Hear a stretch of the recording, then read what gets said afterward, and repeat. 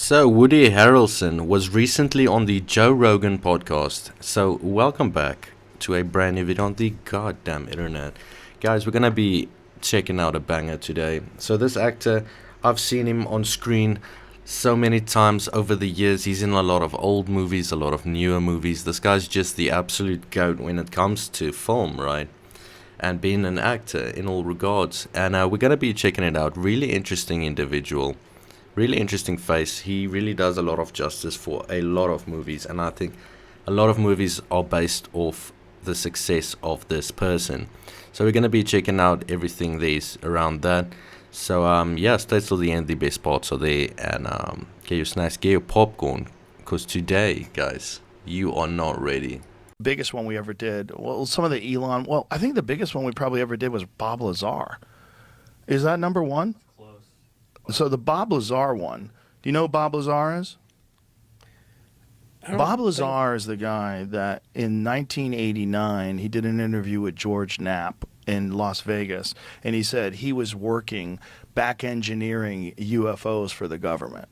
And he has this crazy fucking story about working at Area S4, Site 4, and Area 51 in the Nevada desert, which at that point in time, the government would deny that Area 51 even existed. And he's like, no, I work out there, and I was working back engineering propulsion systems from crashed UFOs. And he was explaining how these things work and explaining how it's some sort of a gravity propulsion device that works completely different than any propulsion device that we've ever devised, and that they're trying to back engineer them. They don't know how to do it, so they keep bringing in new propulsion experts. So he was a guy that had previously worked at Los Alamos Labs, and then he gets a job, and they're essentially throwing as much shit against the wall as possible, trying to see what sticks. Like, can you figure this out? And they're bringing in new people. So I don't know. I've been hearing that phrase a lot. Throw shit against the wall and see what sticks. I think the most I've heard about people speaking of things like that, it was in Suits. I think Jessica Harvey, all of them, always like in the terms of law and, you know, see what sticks. Jesus. But that's just a weird fucking observation of mine. But let's keep watching. And he was brought in apparently allegedly after an accident where they tried to cut into the reactor and it exploded and people died. And so they said, okay, well, that's not going to work. Let's try another method, bring in some other people. And he was one of the people they brought in. And when you have top secret clearance, what happens is they tap all your phones. They listen to you all the time. Well, he had this job where he couldn't tell his wife what he was doing. So he would get this phone call saying that he has to fly out to Area 51 at like 11 p.m. So he would go to the airport, fly out, and his wife was like, this motherfucker's cheating on me. So she starts fucking her flight instructor. She's got some flight instructor. So because his wife was having an affair and they knew it from the phone calls, they thought that he was going to be emotionally unstable. So they removed him from the project. So he gets removed from the project and he says, well, I'm telling my friends. So he goes and tells friends, like, this is what I was doing. I was working on these fucking UFOs. They have actual UFO. That's the one. That thing on the desk right there, that's the recreation of what he called the sport model that they worked on that has this flying saucer that's behind the antlers. That's like the three. The classic. It's like the Tesla 3. Yeah. You know what I mean? Right. If you were to... Yeah, the classic. The peppy little... The sport model. Got it. So he brings people out to watch. He said on Wednesday they have these flights and they test these things. I'll take you guys out to the desert. He took them out to the desert. He takes them a couple of times. Then he gets arrested. So he gets arrested and he says, they're going to fucking kill me. I have to go public. So he goes public and tells the whole story. And so he does these series of interviews with George Knapp, who's an investigative reporter in Las Vegas, and they become legendary. He's told the same story for now going on 40 years. And it's an insane But he's story. still alive. He's still alive. Yeah, he did my podcast. So he did the podcast, and I don't know what to think. I don't know if he's telling the truth or not. It's hard to know. But he's told the same goddamn story for all these years, and he's obviously a brilliant guy. Yeah. When you talk to him, he's obviously very literate in science, really understands what he's saying. And many of the things that he said from that particular interview have been corroborated by other people, including his knowledge of Los Alamos Labs. They tried to say he never worked there, but they found him on the employee roster, and he knows the building. He took people into the building. He took George Knapp in there. He knew the security guards. He knew where to go, showing everybody around the place. And wow. that's our biggest podcast ever because it's so fucking nuts. There's an incredible Jeremy Corbell did an incredible documentary called Bob Lazar, Area 51 and Flying Saucers, and it's all about his experiences there. And it's one of those things where you just you don't know, but it's so weird. It's like Can most definitely relate to all mentioned here, right? We're all just curious. We want to know what the fuck's going on. Everything's classified and illegal to talk about. We get to the point where there's free speech, but if you say certain things you know to be true, you get thrown in jail. So, it's very contradictive, like many things in today's age that you've got to navigate through. And it's just all really interesting. Bob Lazar is just really one of the cases where you're just like not sure. It's just really hard, right? There's a lot of things backing him up, but there's also a lot of things not backing him up. And I wish he could just get in touch with some employees. How long was he working there? Is there absolutely no way he can make something of his story before he passes on and everything is forgotten and just remembered as history, right? We don't want to get to that point, and we got to keep the momentum up to get to the truth. Where's our lawmakers? Trump, he's like shouting from the rooftops, but not about this important issue, right?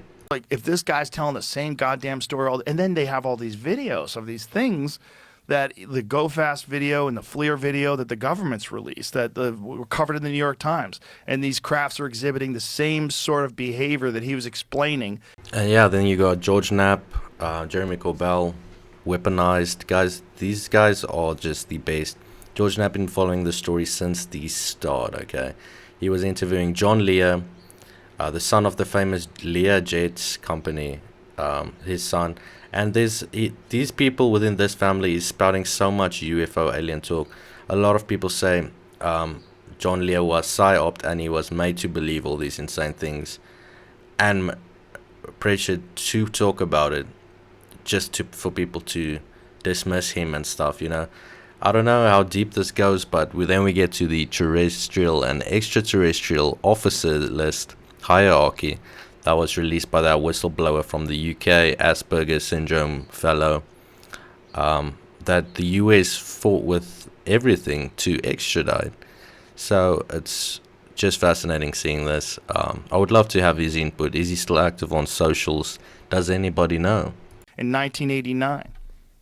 Yeah. Particularly, and they fly like this, but then when they want to go fast, they rotate sideways and point whatever this gravity propulsion, whatever this thing is, this generator, and they shoot this way, and take off. And there's videos of these things doing this.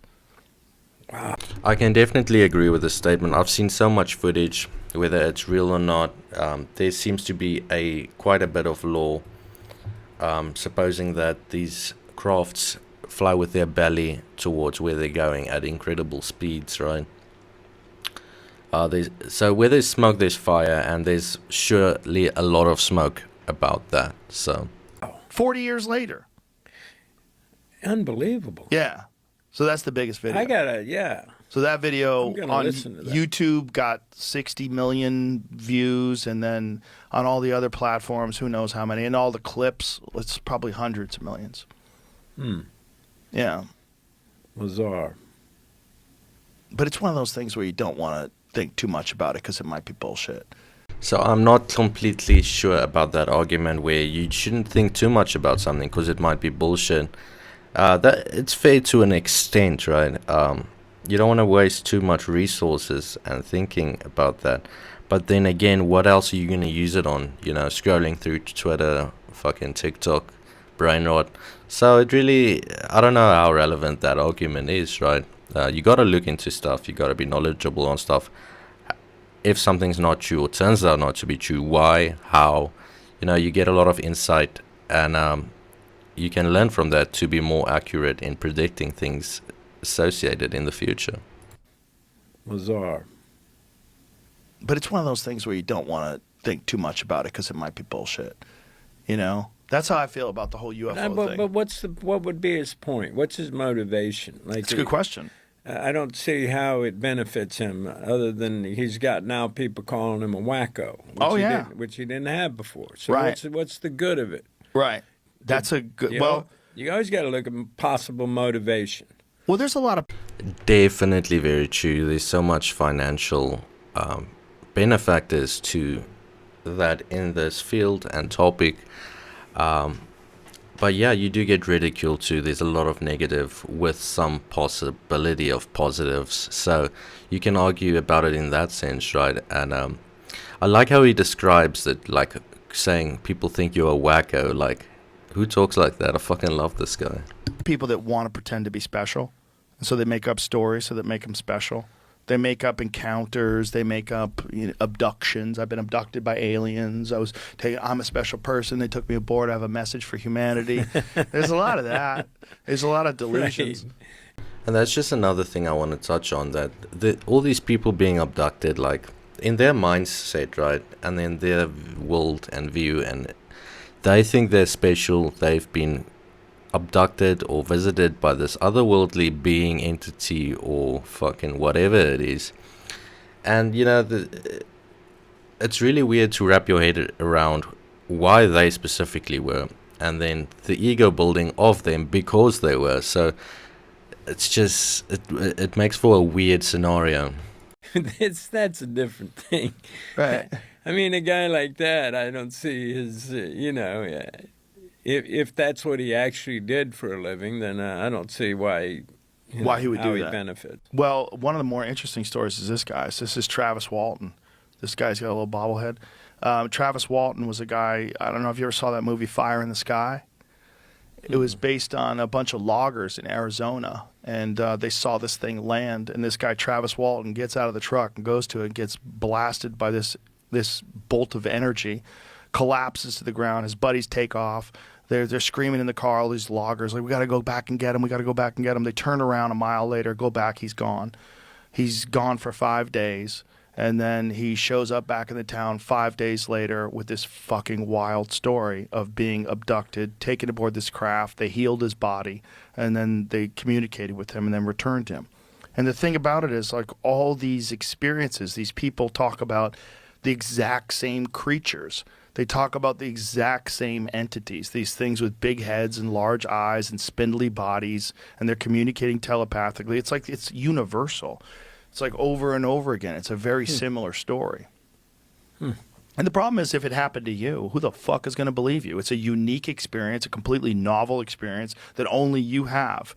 And then you have to go and try to make sense of it to other people that haven't experienced it, and they're going to think you're fucking crazy. But if you have enough of these people that say the same story over and over and over again, which is, if you read John Mack, he was a psychologist from Harvard that did a lot of hypnotic regression work with people that have had alien abductions. And this guy was I read that. Did you ever? It's a crazy book, I met right? him. I met John. Did you really? Yeah. When did you meet him? I met him on the campus at Harvard. Oh, wow. You know, I went to Harvard, right? Yeah. Yeah. I mean, Bro, just casually making sure everyone knows he went to Harvard, okay? You know, I went to Harvard, I did. I had a great night, and then went back home. No, I only visited there a couple times. Well, I know you play really good chess. Guys, just one last thing I find really interesting, and I wanted to talk about the politicization of Joe Rogan and his fans in today's environment and landscape, right? There's a lot of girls and, you know, people Tinder, whatever the fuck. They use these terms, brogans. No brogans, okay? They don't like young men who like Joe Rogan, and then they're like, no brogans, and they have this term, and it's like this culture. It's really funny to see forming, and I wonder where it will lead.